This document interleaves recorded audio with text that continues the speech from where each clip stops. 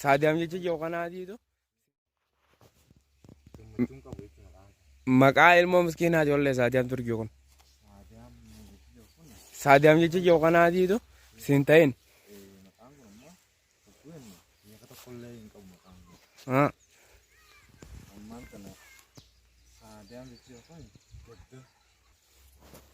Saadam johon wantoota takkeemma gatti nama agarsiisa. Saniifuu jechi saadam johon hiikamni isaa oguu hiikamee eegisiya jechi saadam johon saada jechi johon hiika ilaaluun gaddeen hiikama. Saniifuu jechi saadam kun qayyaramu qabu jechuun anumaa ta'uudha fi qayyara malee maqaan miskiinaa fi tujjaara hin qabu. Maqaan tujjaaraa fi miskiinaa hin qabu. Namnis tujjaaraa fi miskiina hin qabu. Naam. Namni tujjaara adilmoo tujjaaraa adilmoo miskiinaa deemee naarraa haanne. Ammoo ambuyoo ilmoo miskiinaa yaafiin hin jiru tujjaara ilmoo tujjaaraa ta'anii. Ana ammoo ilmoo tujjaaraa siitii miti ilmoo miskiinaa siitii. Akkamitti nama naan jette? Ilmoo miskiinaa siitii ilmoo tujjaaraa siitii. Ani jireenya kana dalagadhee tattaafadhee keessaa bahuudhaaf sammuun biyya na yaaddu. Tattaafadhee keessaa bahu warri keenya tujjaara. Ani ilmoo tujjaaraati. Warri keenya miskiina. Ani ilmoo miskiinaati. Warri keenya tujjaara malee ani tujjaara. Tujjaara miti. Namni ilmoo tujjaara. Ani tujjaara hin jee. Ani ilmoo miskiinaati hin jiru ilmoo tujjaaraati hin jette. Ani ilmoo tujjaaraati ilmoo miskiinaati. Warri keenya fadhu miskiinata fadhu tujjaarata. Ani mataa kayyaa tujjaaraati miti miskiinaati. Giddu galeessa. Giddu galeessa namaa taatee jiraatta jechuudha. Dalagaan kun dhuftus akaafaan dhufus oofi. Qalamni dhufus oofi. Waa hundaanuu tattaafadhee jireenya kiyyaa ittiin keessaa bahuudhaaf tattaaffii godha malee ilmoo tujjaaraati ilmoo miskiinaati. Maashaallah jaalladha nama akka ta'e kana nuyi addumeessa. Jechi ammaan tana ilmoo tujjaara ilmoo miskiinaa jecha kana namni wanti jecha kana yoo sirree miti jechuudha. Saniifuu amma takka tanis wallee boqqolloo tan hundi siisu kana qotee jimaa kana hundi sii dhaabbate.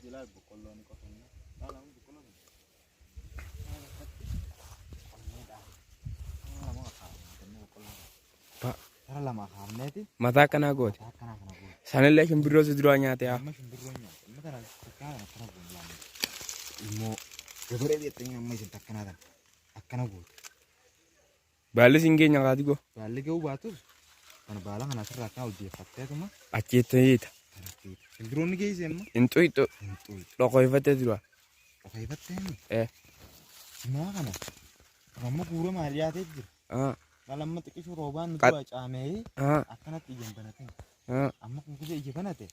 Kaabbileesaa hammaan bineensi nu jalatti eegabuu bulu nuti qarshii kuma dhibbata qarshii kuma. Takkaa kuma dhibba lamarraa gurgurtamee raaree guddoo danaa kana laa. Qarshii kuma dhibba lama. Bakka boo maallaqa wanti ittiin feessaala. Welkaam jeniin san. Welkaam abbaa araddaati beekta. Isa san galchaa. Feessaala abbaa araddaa. Feessaala abbaa araddaa beektanii san galchaa ture maallaqa. Mee qooqaa keessa yaana. Mee laalmee ashiita paa.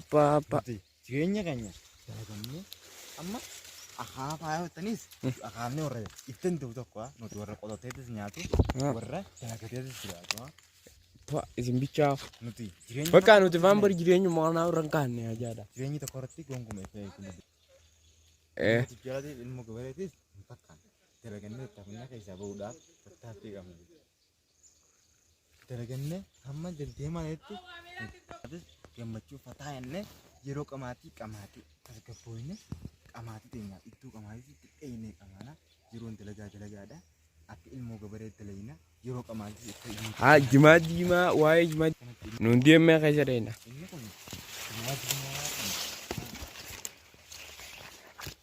Alla boqqolloon jira gugguu deemee ina kaafanii jala.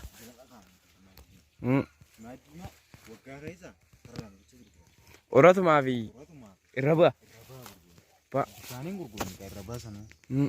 Takkiin irra takkiin qaala'uun. Amma irra bu'aa dhiyaate. Irra bu'aa ammaan tana haala matarraa magaalaan akkuma irra fishiteeti. Guuramne jechuudha amma kun amatarraan guuram. Amatarraa magaalaan akkuma lafa dhawiteeti. Akkana fakkaate. Akkana fuuldura akkana ta'e jechuudha. Saniifuu waggaa irraa kana gurguranne jimaan akkana bahee jechuudha. Tanaamee mootummaa keenya maal laamata? Mootummaan keenya kun galgaluma jimaa kana akka qarata jimaa kana nurraa kaasu.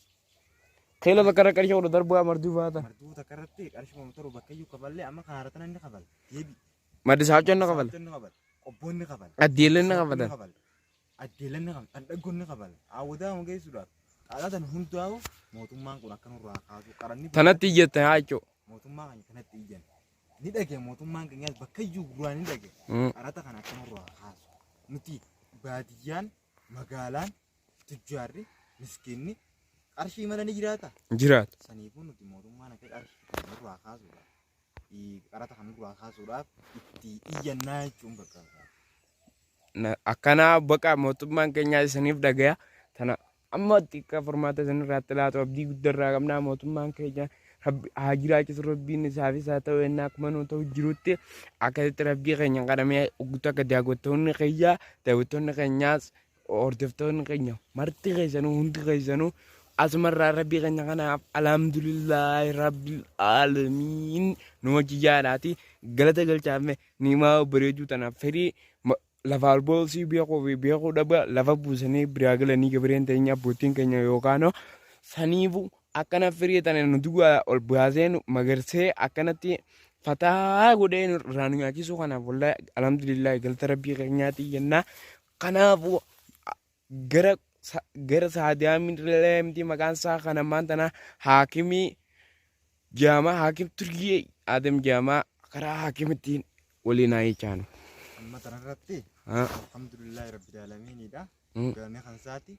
Kan ni'imaa tanaas nu magarsee waan nuti barbaannu beeyladaarraa midhaanirraa gosa adda addaatirraa ittiin jiraadhaa jee rabbiin keenya jireenya addunyaarra nu qananiise alhamdulillahi galanni kan isaati alhamdulillahi garuu silaa akka nama ilma namaatiin nuti boqqolloo tana nyaan silaa akka mootummaatiin arra nuti isin ni jiraanna jiraannu silaa qaata qabriin tayya qorsa baas jimaa rakisheeysanii shimallis ragitaa akka namni duun akka nam qaalii teenyu godhu jee mootummaan akka namni qaalii teenyu godhu jeeti jimaa akka nu dura gadhee garbuu qotaan hunji shimallis jimaa ramaa jee muka shimallis doktor shimallis jechi yookaan mee jennummaanu garbuudha dhaabaan hunji garbuu qotaan hunji mee garbuu tana gogonne garbuun tuni amatu nun geetu nuti boqqolloon tun amma bobbaleete kataara takka akka hin taallamata garbuun kataa